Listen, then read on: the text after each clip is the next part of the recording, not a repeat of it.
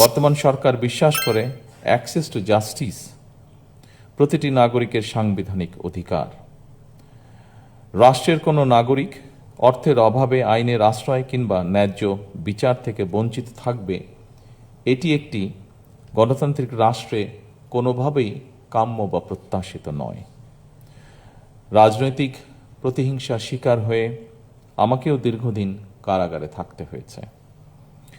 তখন আমি নিজে কারাগারে এমন অনেককে দেখেছি যারা শুধুমাত্র আর্থিকভাবে অসচ্ছল হওয়ার কারণে বছরের পর বছর ধরে বিনা বিচারে কারাগারে থাকতে বাধ্য হচ্ছেন বা হয়েছেন। স্বাধীনতার ঘোষক শহীদ রাষ্ট্রপতি জিয়া রহমান বিচার বিভাগের স্বাধীনতা ফিরিয়ে দিয়ে দেশের ন্যায় বিচার প্রতিষ্ঠার শক্ত ভিত্তি স্থাপন করেছিলেন।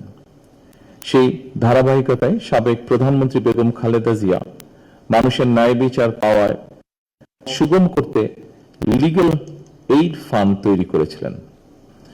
দীর্ঘ ১.৫ দশকেরও ফ্যাসিবাদী শাসনের অবসানের পর বাংলাদেশের জনগণ পুনরায় গণতন্ত্রের পথে হাঁটতে শুরু করেছে। এই গণতান্ত্রিক যাত্রা সুসংহত করতে রাষ্ট্রে ন্যায়ের শাসন প্রতিষ্ঠার বিকল্প নেই।